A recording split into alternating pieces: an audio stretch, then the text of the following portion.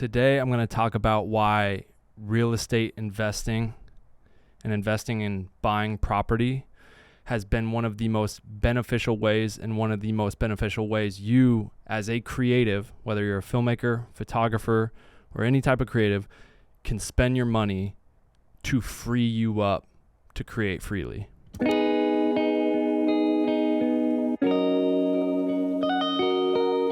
So in this video, I really want to dive deep into my personal real estate investments and how they've opened up so many doors for me to work on the things that I want to work on, whether it's starting a business, coming up with a new idea, or pursuing an idea I've had, to saying no to projects I don't want to work on, to saying yes to the projects I want to work on. It's just real estate investing, which I kind of stumbled into, and I'll talk about that, has by far been the biggest thing for me in opening the doors to work on what it is I want to work on and free me up to not have to say yes to everything, and to allow me to really dig into the kind of the projects that I want to do. Investing into property is a great way to set yourself up, financially in the future. And especially as us, creatives, whether you're a filmmaker like me, or, graphic designer or photographer, like you work for yourself, right? You have to create your own work. For the most part, you're not working at a company that gives you this 401k and this retirement plan. Like, you have to, everything around, like, you have to set yourself up financially in the future. And a lot of people creatively work job to job, right? Direct this video, shoot this client project, etc. And you kind of have to carve your own path of like, all right, what does my savings look like, my retirement fund? And that's something that you should think about early on. And it's something that just kind of, I want to say, fell into my lap a little bit in 2015 when I bought my first home. And I want to just kind of go down the list of all my different properties, of which some are homes that I own, some are homes that I own that are rental properties for Airbnb, long-term rentals, and then, some are film locations that I either own or lease and make money off of. So I kind of want to touch on all of that. And I don't want this to be or come across as a fluff piece in any way, but hopefully really open your guys' eyes and maybe inspire some of you guys to do the same and look at it like long-term, like, this is how I protect myself as a creative in the future, but also open up new doors and pathways to working on the projects that you want to work on, because that's what real estate investing has done for me. So back in 2015, when I bought my first house, I told myself every year for the next 5 years I wanted to buy a property, which I held true to. And I almost that's kind of a goal of mine. Every year is like, okay, what property this year can I invest in? And not all the times is it buying a property. Sometimes it's, opening a new studio and I might lease the property, but I'm building a business around it and trying to make money in that way. But mainly kind of what I'm going to talk about are my actual investments where I've bought a property, and dive into that list. So there's a lot to cover here. I'm going to try and not make the video too long. So let's just kind of roll right into it really quickly. I have some numbers here. So 12th place in 2015 was the very first house I bought. I bought it for $304,000 in 2015. And in 2019, I ended up selling it for $388,000. So a little over, $80,000 in profit from, the equity in that house over those 4 years. But all the while, because I did end up selling that house in 2019 to make another business move that I wanted to make. But all the while, those 4 years, it was an Airbnb property that on average profited me about $1,000 a month.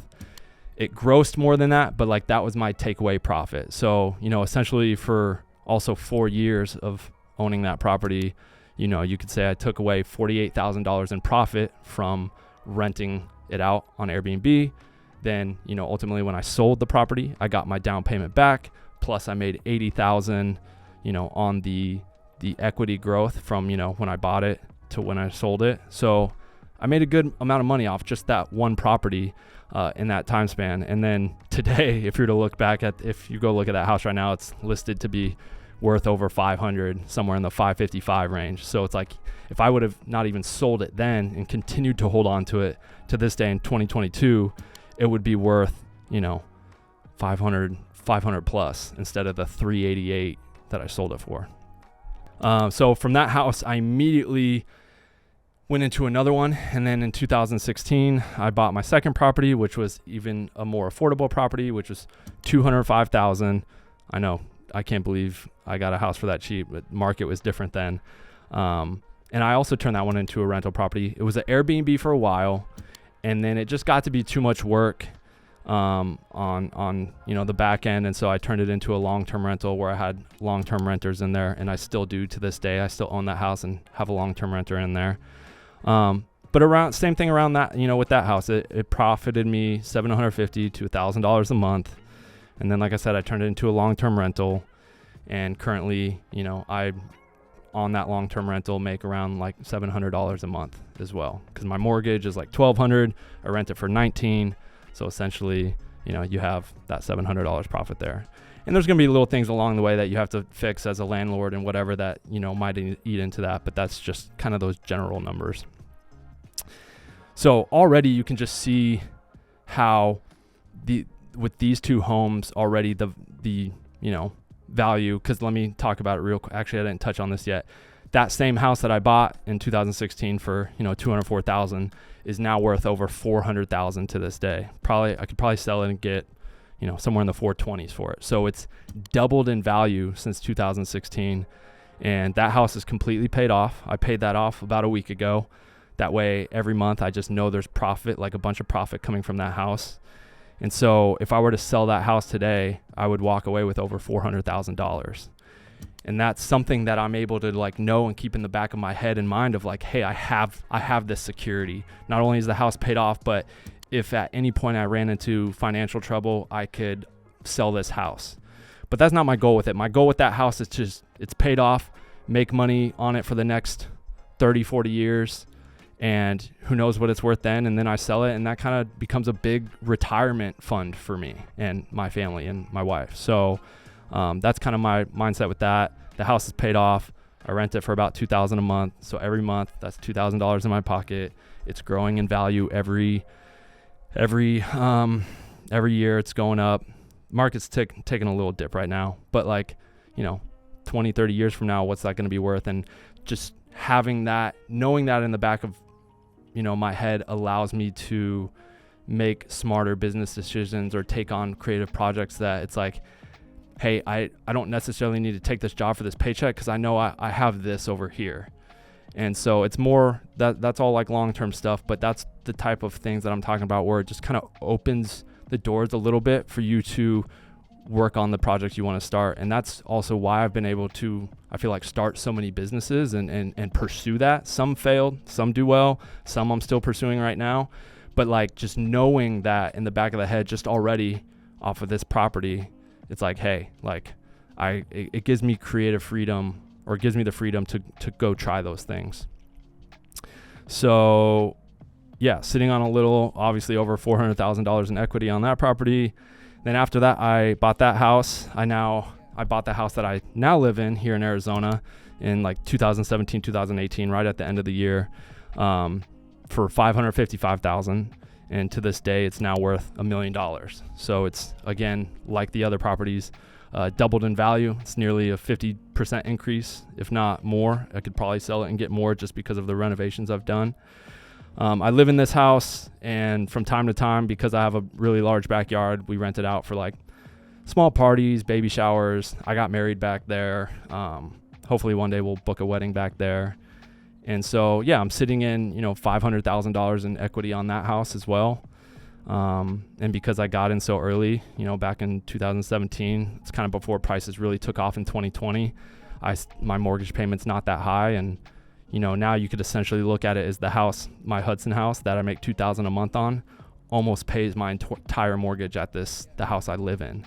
So all those things, again, go back to not having to worry or stress about money, because you kind of have all that equity and things building, and the properties are making you money. Other people are paying the mortgage. They're growing in value. Let me go work on this project. I'll say to no, this one, I really don't want to work on this project because I want to do this. I want to try this. And so just, again, you can kind of see how that works, if that makes sense. That's how I look at it. Then after that, I bought the next year in 2019, I bought my first home in California, which I turned into the film studio Honeymoon Hideout.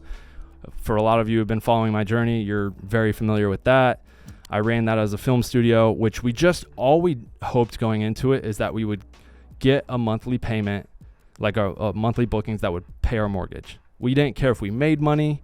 It was just like, I think my mortgage was like $3,000. I was like, if we can get enough bookings to cover that and we have a place to live and this house, can grow in equity over the years that we have it, cool, right? Well, it took off. We made a bunch of money on it as a film property. We ran into a lot of issues with the neighbors. Ultimately had to basically sell it a year later, which I'll get into in a second. But because it took off and did so well right away, I think 3 or 4 months in, my girlfriend at the time, now wife, was joking like, hey, we should do another one. And that's when I went searching and I found the Eclectic West the same day, made an offer on that. And I actually, I saw the property on Zillow, made an appointment to go see it, saw it, and I was like, I need this. If I could just immediately envision myself shooting so many projects here and seeing other people. So I was like, I have to have it. And I wanted to create this desert film ranch. And so I bought that property. It was a great, great deal, all cash.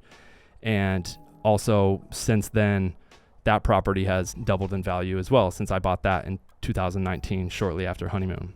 So I bought that property, paid for it in cash, don't owe anything on it outside of, like, with any of these properties, every year there's got to pay some property taxes, but I don't owe anything on it.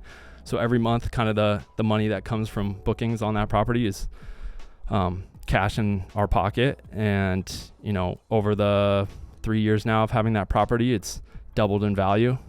And if I were to turn around and sell that, I could probably sell it for more as a business than the actual property and land itself, which is cool and like a interesting thing to think about.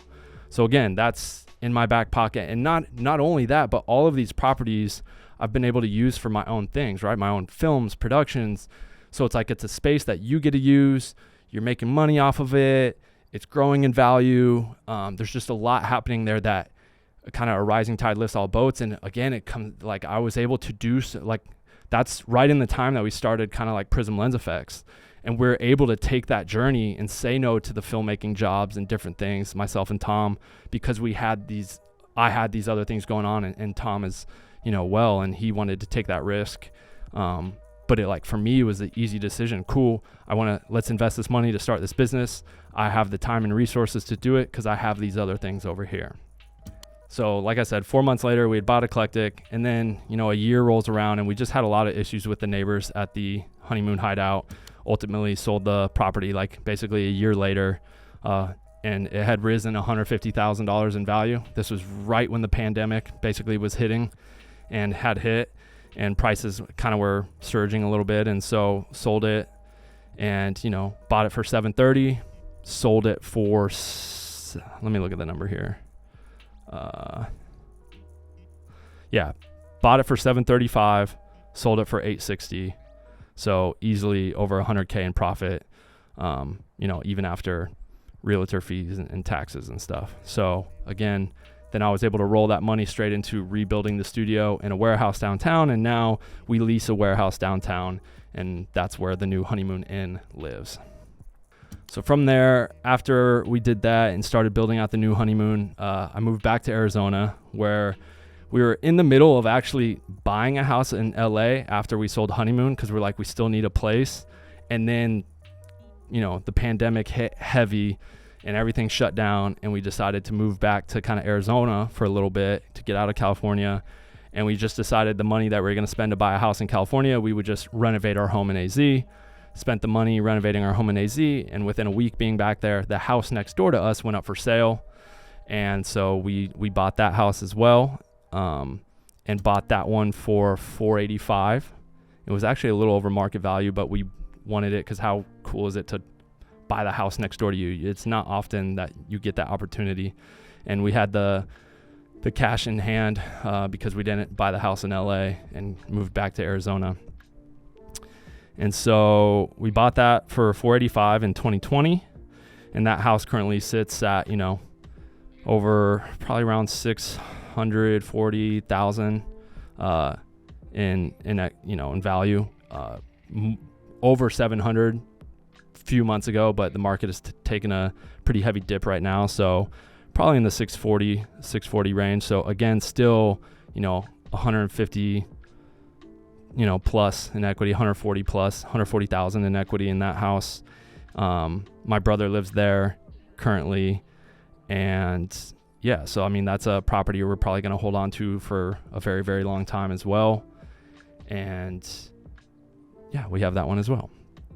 And so one of the things we really want to do is, we obviously have the Eclectic West paid off, our Hudson house is paid off, and we want to get our main house that we live in paid off. So what we're going to do is take the profits from the other 2 rentals and have that pay our mortgage for us, and put extra every month, the money that comes in from those rentals, we'll put that money towards paying down our current house we live in faster, to save on interest payments, because interest is no joke. I mean, if you pay your house, by paying off the Hudson house early like we did, we saved over $150,000, $200,000 in just interest payments alone over the course of our 30-year fixed mortgage. So, a lot of people don't realize when you first buy a house, your payments that you're paying, the majority of that is to interest, and you're not even really paying down the mortgage that much at all.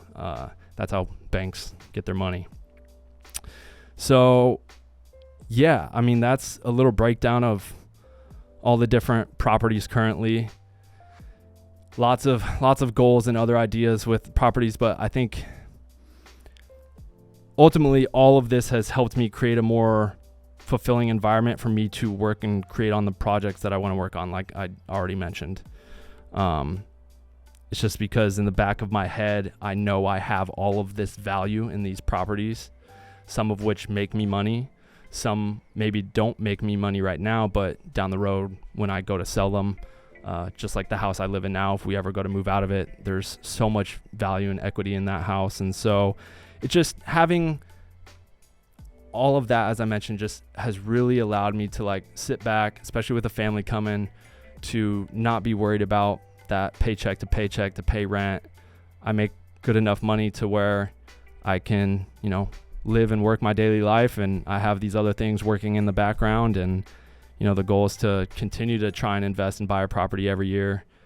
As I've mentioned before, I have a couple film studios that we lease. We, the Barracks Lodge in LA, we didn't buy those industrial warehouses. That would cost way too much money, so we lease those and rent them out as film properties. That's another route you can go. You can rent properties, turn it into a business, and then rent that out. So I just want this. It's been one of the most beneficial things in my life, and I'm so grateful I stumbled across it. It really opened my eyes, and it is definitely the thing that has allowed me to just do what I do. And I just wanted to share that with you guys. I think it's something that has helped me and hopefully will help you just start looking to save. And not every real estate move is going to be a great move. So do your research, be cautious. Don't just jump into anything because without doing your research. But I think I've been asked about it so much to break it down, and I hope this helps in some way, whether it's motivation, inspiration, just seeing how those numbers actually shake out, to if you've been thinking about what's your retirement plan look like. For me, property is my retirement plan, and that's how I look at it.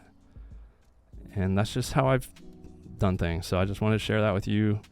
Hopefully you guys enjoyed. If you have any questions, comment below, comment, subscribe. Appreciate you guys. This one was definitely more business investment oriented, to share my story and journey with you. I would love to hear other feedback of things you want to see or do. I think the next video I'm going to do is a really cool cine kind of breakdown of this one scene that I did for an indie feature film. excited to jump into some of those, kind of more filmmaking based ones as well. But if you guys like this business stuff, let me know. Appreciate you guys for listening, to whoever got this far and has watched. And hopefully I didn't leave anything out that I'm missing here. But yeah. All right. I'll see you guys on the next one. Peace.